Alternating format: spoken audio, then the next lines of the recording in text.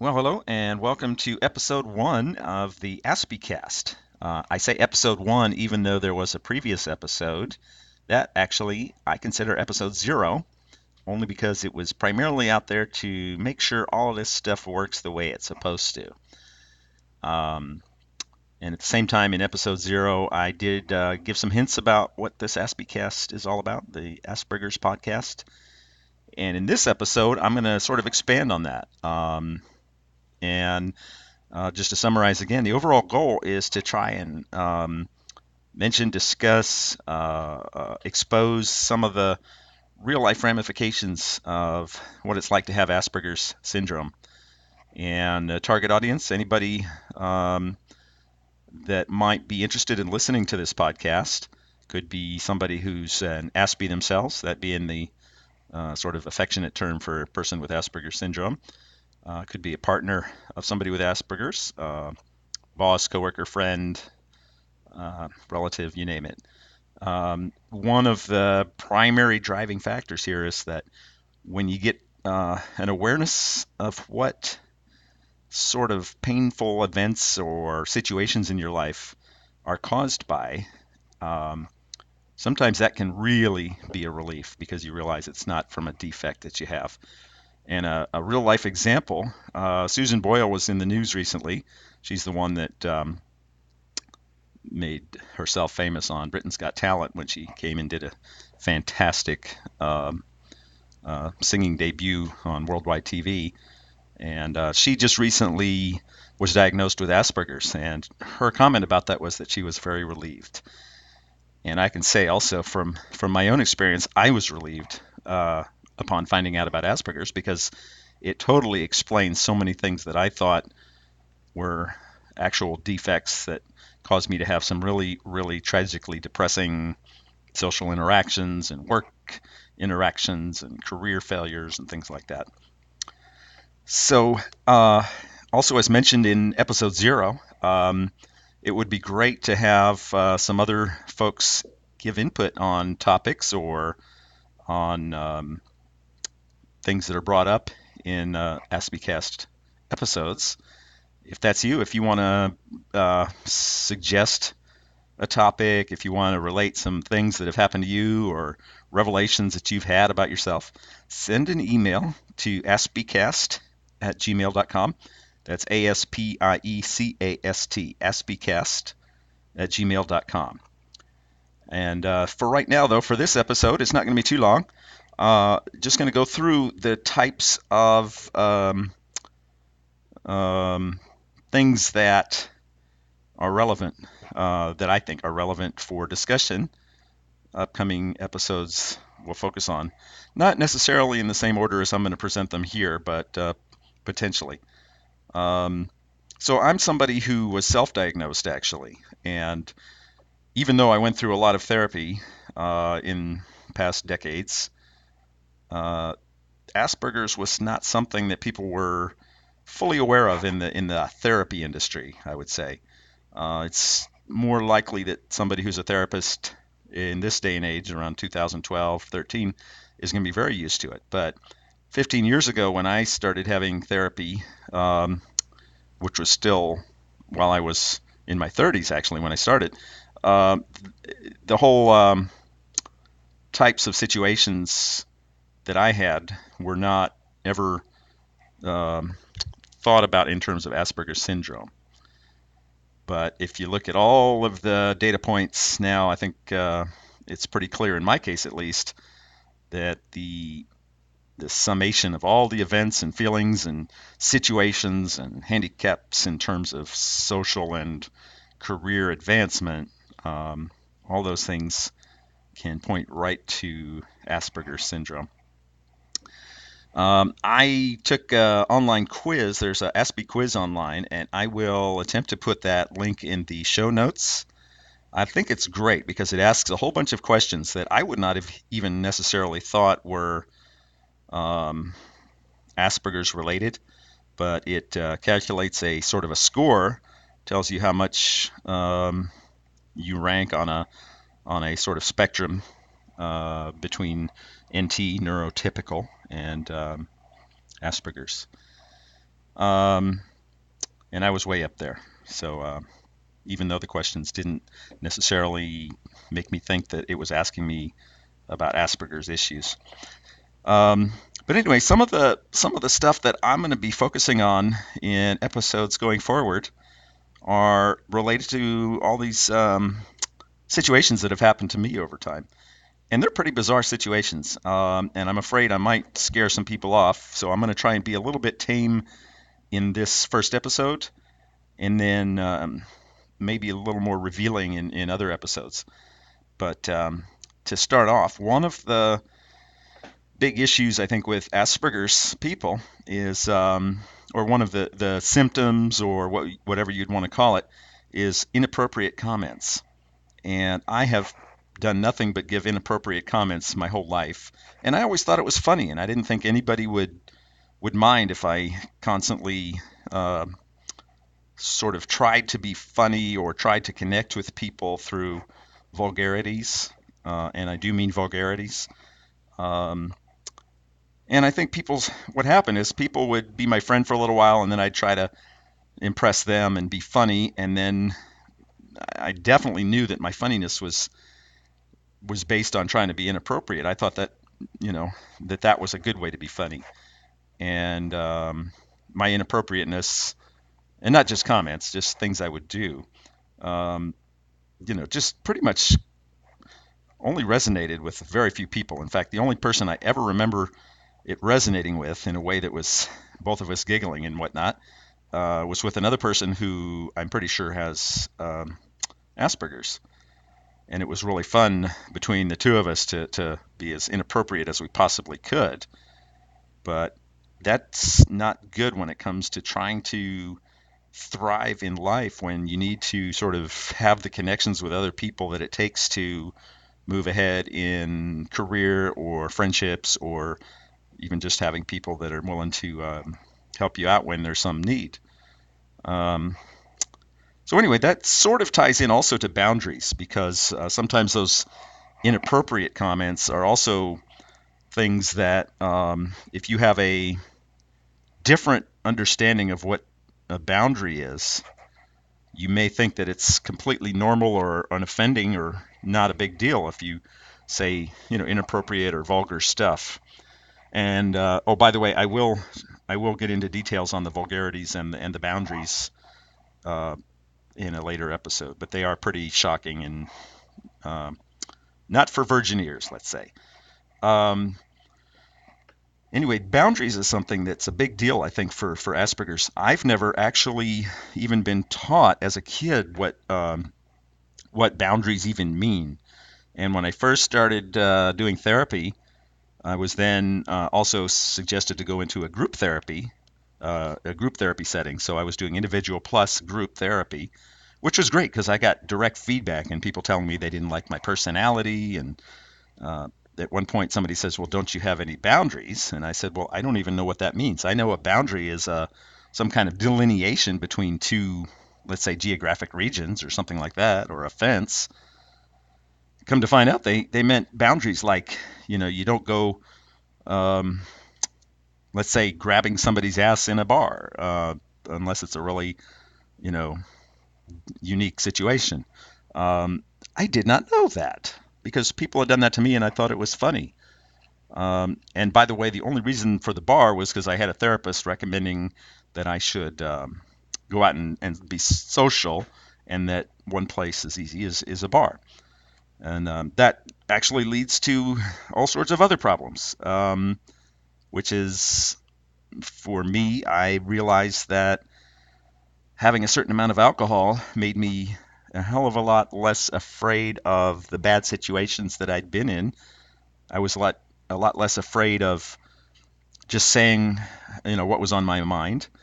And it works great. I've had people say that I was a great person to talk to, and then after some time, after enough conversations, they'd say that I just am totally, obnoxious or inappropriate or whatever, and folks would just sort of avoid me. And that avoidance is one of the things that I've struggled with, and I had no clue until even as late as this year that people were basically sort of disappearing from my life in terms of not wanting to socialize with me, but I didn't know that that was a conscious decision on their part. It just seemed like it was always happening. And come to find out, it's because a lot of people are just too afraid to tell you to your face that you're being a little uh, obnoxious or pushing the limits of what they're comfortable with. So I've had to learn a lot about boundaries, and fortunately, because of therapy, um, that whole issue came up, and I think I was early 30s at that point, or mid 30s. So imagine not learning basic boundary stuff until your mid 30s. That means all sorts of things probably went in the wrong direction with social interactions, from age, let's say 15 to 35, 20 years of not developing connections with people. And the types of connections that I think a lot, maybe most NTs would already have by that point, that help you out with friendships and relationships and career advancement and stuff like that. But, just as an example of a boundary issue, and I do believe that I have parents who have Asperger's. That's another issue that I'll get into another time. But Simon Baron-Cohen, in fact, says that, or he has a theory that there's more likelihood of an Aspie finding as a mate another Aspie, and I can see why. And then they're more likely to have Asperger's kids. Now, that gets back to the fact that if indeed my parents do have Asperger's, and that they're old enough that that was never even thought of, that would explain some of the boundary stuff. Because I, for instance, never learned that you don't just knock on you don't knock before you enter. In other words, I never thought it was a bad thing to just open the door and walk in, and in whatever situation. And as an example, my mom opened the door and walked in while I was going to the bathroom. So I just never even thought, because that happened when I was maybe, under 10 years old. I never thought that that was something that should be thought about, or it was anything that would be a invasion of somebody's space or crossing any kind of theoretical boundary. So I went forward in my life thinking that no need to knock. So anyways, another episode probably will be talking about limited prosody. And that's something where some folks with Asperger's have a sort of a monotone or a flat voice. So prosody or prosody, depending on who you talk to, it's about the tonal variation that goes along with verbal communication. And you'll find that Aspies are more likely to have a limitation in that, and they'll sound more monotone or less emotionally invested in what they're saying, even though that's probably not true. They have lots of emotions going on while they're talking. But the receiver of the communication, the person who's talking to an Aspie, may come to the conclusion that there's some, just total non-interest going on or something like that. Now, in my case, I definitely had no clue how to make myself sound interested or appealing when I was in conversations.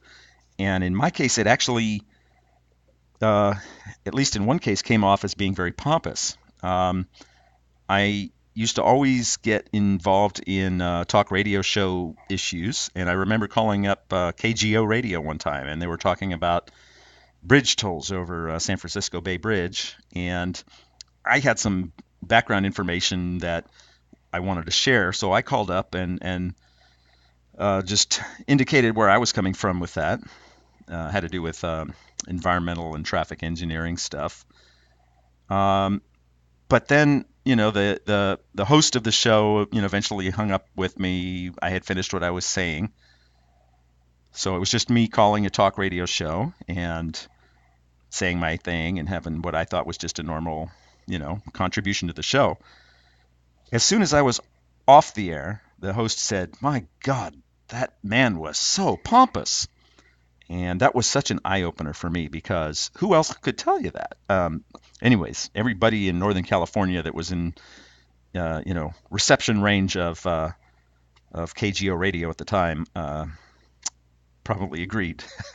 And I wish I had a recording so I could go back and listen to how pompous I may have sounded. Um, anyway, some other issues to consider that I will be approaching in future episodes. Meltdowns. I've heard that that can be something that Aspie people have in common, and I've had 3 meltdowns, and I call them meltdowns because basically my entire brain basically felt like it was just not able to process anything except rage and pain and frustration. And in all 3 cases, it was because of a very, very, very intense feeling of being trapped. And the trapped is in a very theoretical way. And trapped meaning trapped being alone, trapped in no with no ability to connect to other people, with no ability to have a relationship and all the things that go along with having a relationship. And various things would happen in those 3 cases that sort of pushed me into this trapped feeling to where it exploded in my brain, and it was just the most powerless, helpless combination of rage and anger and sadness all at one time, you know. So at least in one case, I was just screaming my head off, and there was 3 other people there, relatives. But in the other 2 cases, in one case I was alone, and in another case I was with a partner, and all 3 of them were just extremely painful. It's hard to describe how painful it was, and the pain was entirely mental and emotional, not physical. But boy, was it painful. And again, if you have experiences, thoughts on any of the stuff that I've talked about thus far, or will be talking about, please feel free, send an email to aspiecast@gmail.com. And I can't guarantee I'll have time to respond to all of them, but I definitely will read them. Unless you put certain keywords that makes the spam filter think you're trying to sell me something crazy. Long-term relationships is something that I've struggled with. One of the things that can happen is you end up with, I don't want to say bottom of the barrel, but bottom of the barrel people that you can hook up with. So I'm somebody that's been real successful in my academic and career endeavors in a intellectual way, not in a social way. So I feel like I deserve to have somebody as a partner who could be maybe at my level, and that includes somebody who's just got basic life skills figured out, like, you know, wash your hands before cooking, or I mean, silly little things like that. But unfortunately, the connections that I've made that might have become long-term relationships have been without having it has been very, very bizarre. And in the case of long-term relationships and a person who's often feeling trapped and being alone, the emotions that can happen when you are suffering the end of a relationship, it really can feel horrible. And in one case, I lost about 20 pounds, which because I couldn't eat for a month or something, and just ate very little. But I will say, ending a relationship that you had lifelong hopes that it was going to work, this is a good way to lose weight. So I'm being very sarcastic there, but I was surprised how much better I looked after that. But it can be devastating, and you have to sort of, go into a long-term relationship with a lot of care and also with a lot of communication. And I unfortunately found people that were unable or unwilling, I don't know which, to do the kind of communication that it takes to have a relationship. Another issue that I want to focus on in a future episode is what can happen when you have Asperger's and authority. Now, for me, the authority was because I had been promoted so much in my job that I had an impact on what other people did that were working either with me or around me. And I did not know it. I had no clue, but I was totally obnoxious, totally not the type of person that anybody would want to work with. And I didn't know that because I was getting raises like crazy. All the indications that I had were from above. Um, above meaning my boss and his boss, her boss. So um, I thought I was doing everything right. And actually I was. I was doing things that brought in revenue or enhanced revenue and decreased the risk to the company's customers, and in such an extreme way that I would get huge bonuses and was making the six-figure salary and all that good stuff.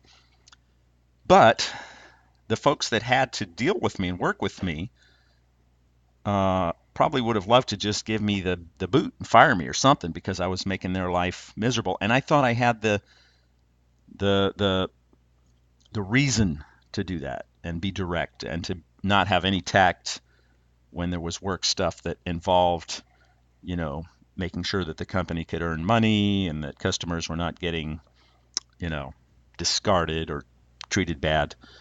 Um, so authority, I felt I had some authority because I was getting all the monetary compensation that was, sort of saying to me, hey, you're doing things right. And yet I had no tact and no way to really work with other people that were lateral to me. Just all I could really do was work according to the direction given by the people above me. What I found is at a certain point, I reached the level after enough promotions, the level where you don't really have somebody nearby that you're working for. You might have somebody at a different city or whatever, or a part of the organization that is, not right there with where you work, rather. And so you have your job sort of dependent on how well you can get other people to collaborate with you in your assignments. And that's where I failed. That's kind of like this Peter principle where you get promoted all the way up until you're ineffective or can't handle the particular thing. So I was really good when I had to work for people. But when I got to the point where I had to be able to get help from people that were lateral to me, other managers and directors, I did not have a clue how to do that. And it was just really painful. And as a result, and I can go into this in a further episode, I ended up going on my own, starting my own company. And that's probably where I learned a lot about Asperger's, because I had to figure out what it takes to sort of sell yourself. Because if you're doing your own thing as a consultant or your own company, a lot of your effort is trying to sell you as the reason to, or the person to be hired for some task that you specialize in. And if you're not good at that, then the other guys who may or may not be as good, uh, they'll win. They'll get the jobs and the money that comes with that. So I've had to learn, and it's basically been a good thing. It's been constant progress and constant ability to go back and reflect and say, wow, if I had only known that I was treating people this way, or if I'd only known that you just don't do this sort of thing in this type of social setting or work setting. Um, so, anyways, that's something I want to get into um, in a future episode. Another episode, I kind of touched on it earlier also, is talking about addiction. In my case, addiction to alcohol. And I had one other addiction that I'm not going to say here, but maybe in another episode. But the problem that I found is that alcohol made me feel so much less worried about talking to people. And so the therapist that I love, she recommended, at some point, because I was so scared of dealing with people, because I would always do something wrong and make people upset. I had no idea why. She said I just needed practice, and she was right. And so I would go and have a glass of wine, and it would almost make me totally not scared of talking to people. And then that worked really well, and I had people that were interested in talking to me. Big, big, big ego boost after so many people that I, worked with that, sort of went away and didn't really care to deal with me. And they might talk to me for a little bit, but they'd walk away as soon as they felt they could, in all kinds of work situations. So anyway, the alcohol worked.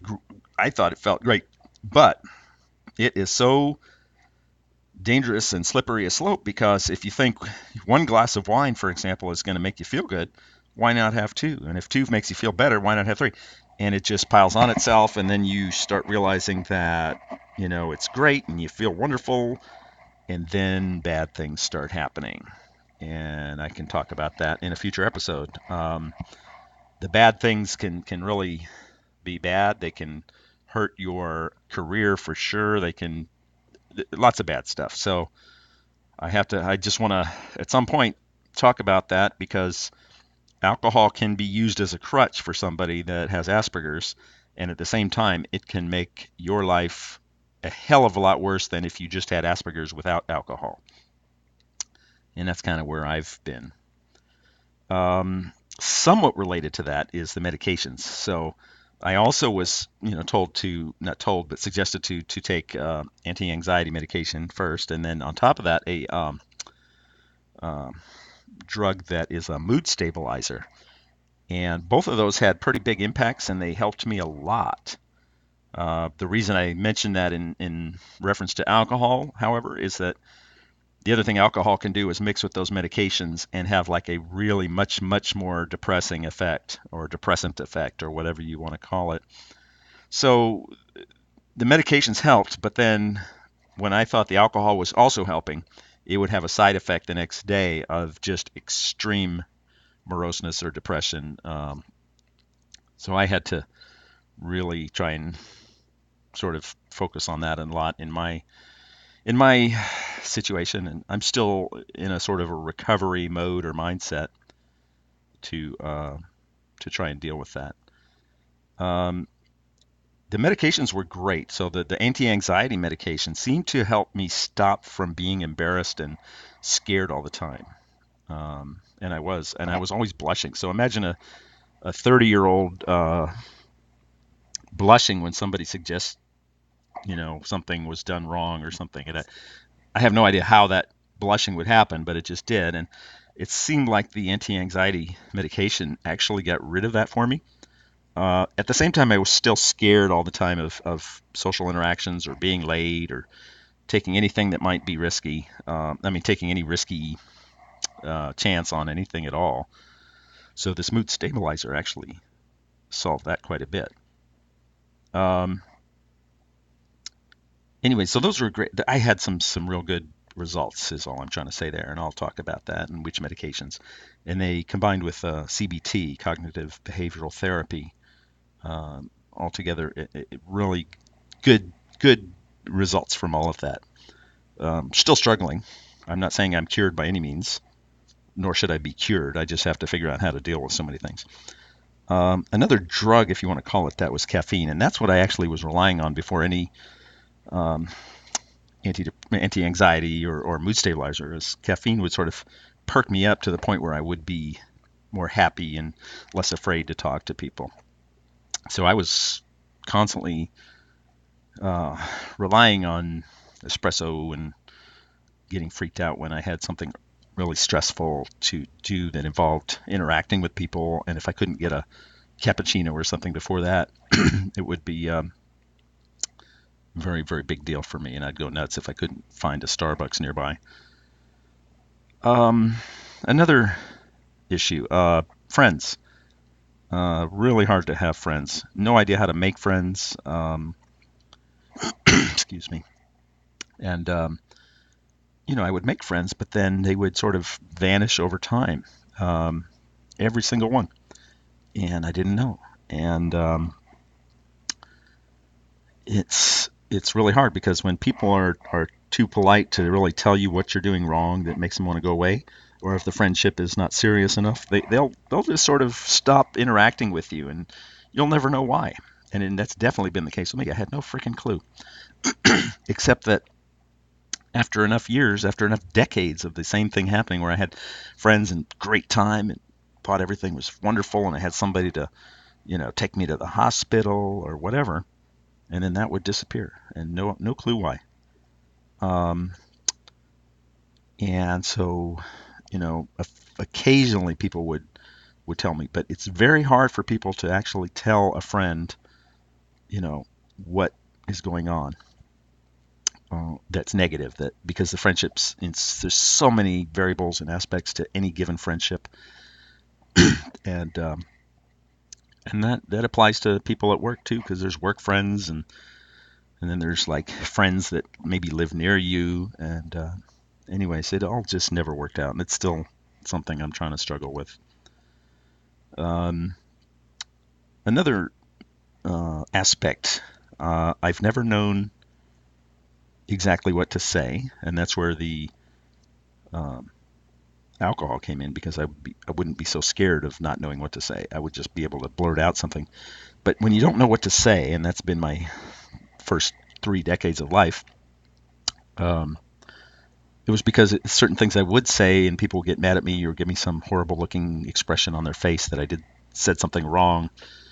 And I think a lot of times I did. I did say things that were just inappropriate, but I never knew what was appropriate versus inappropriate. And I could never figure out why people would even get mad, because I had no malintent in anything I said. So it's that interaction and not knowing what to say has been just really painful over the long term. And I'll have lots of examples about that in a future episode. But in general, when you don't know what to say, oftentimes you'll avoid situations that could potentially lead to better things happening to you in life. And so I kept myself pretty much isolated because I didn't want to go through the stress of not knowing what to say. It's very stressful. And even when I did try to say things that I thought were not so awkward, I would still have, and this is even in my 40s, and I'm still in my 40s, but I had people call me strange behind my back. I had somebody to my face ask me if I was mentally ill. I had somebody I was dating ask me if I was on drugs. And in all three of those cases, those were fairly important people that I trusted. I had no clue what could possibly have led them to even sensing things, or why would I even be considered strange? What could I have possibly said or done that would make somebody ask me if I'm mentally ill or on drugs? It made no sense to me. So there's this whole thing is I can't even sense what it is, and it really obviously there's something there, because otherwise multiple people would not give you those data points over time. And it did take a couple of years to gather those data points. But the real hard part and the real big struggle is, what the heck did I do or say that wasn't appropriate? And can you please tell me? But of course nobody's going to tell you, because that's something that most people don't have the courage to do. It's too awkward. Now, it could be also just related to not knowing certain social customs. I didn't really know that there's lots of different ways people shake hands that can be considered weak or wrong or not appropriate. And so, I found that out the hard way, with somebody just sort of being very, very, fortunately, being very direct and telling me I did something totally ridiculous when I shook his hand. But good Lord, who would have thought something as simple as shaking hands could be done so wrong? I had no idea. Also didn't know it was rude to pick your teeth in front of somebody. I mean, I had some food stuck in my teeth, and I thought I was doing something completely benign, but got some really nasty reaction from somebody because I was talking to him and trying to get the food out of my teeth. And also didn't know about customs like wearing shoes that match your belt and things like that. And so it's something that I think a lot of people get to learn those things, but if you grow up in the wrong situation and you have Asperger's and you isolate yourself because you're scared to talk to people and not know what to say because of having said the wrong things and getting nasty comments back or whatever, and in some cases even angry comments back, the all that can contribute to just not having a good awareness of certain things, certain customs that everybody just sort of already abides by. And of course, it's culturally dependent, but I guess you sort of have to know, you have to know enough to function within the culture.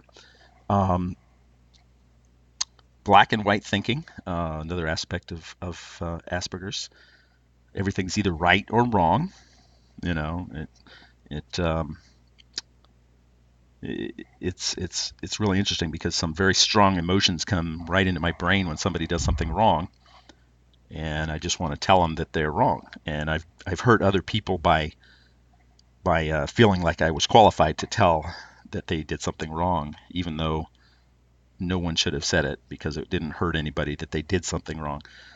Um, so I feel bad about that in retrospect, but it's like this organic thing that was going on in my brain that, oh my goodness, somebody did the wrong thing and it was just completely wrong. Therefore, I had better tell them. Um, Shame, big issue for me personally. I'm not certain that this is fully Asperger's related, but the shame of doing things wrong, and maybe this gets back to the black and white, right, wrong thinking. But I'll do things wrong. I'll get criticized, or I'll get really bad facial expressions from people. I get very much ashamed, and that lasts for days sometimes. And another issue related to all this is I had mentioned before about having some sort of bottom of the barrel people as potential relationship partners. Same thing with friends sometimes. You meet an interesting bunch when you have signals going out that you don't know about, but signals going out that um, give people an indication that you have some weakness about you. And that signal seems to have always come flying out, either through my facial expressions or my tone of voice or something. And what happens, I notice that there's people out there that look for that. They look for people that have some sort of weakness so that they can make friends. And then, unfortunately, those are the people that may do things or treat you in ways that just aren't as kosher as you would want. To that end, I have been sexually assaulted, I think 3 times, definitely 2, and the third one is kind of an iffy. Um, and it's really bizarre. That's a topic for adult discussion, but but it relates to who I interacted with. And sexual assault doesn't have to be from a stranger; it can be from people you know, and that's what occurred in my situation. Um, so um, there's more actually, and I don't want to overdo this episode, but the other thing is you can get bottom of the barrel people as relationship partners. You can get bottom of the barrel people as friends. And then in the world of being your own boss and doing your own business, you can also get bottom of the barrel people as clients and colleagues. And there's some just amazing stories that I'll be giving about the type of clients who I've had to work with and still do work with. And the question is, how do you get to the clients that sort of know what they're doing and that have money to pay you and don't expect you to do stuff for free?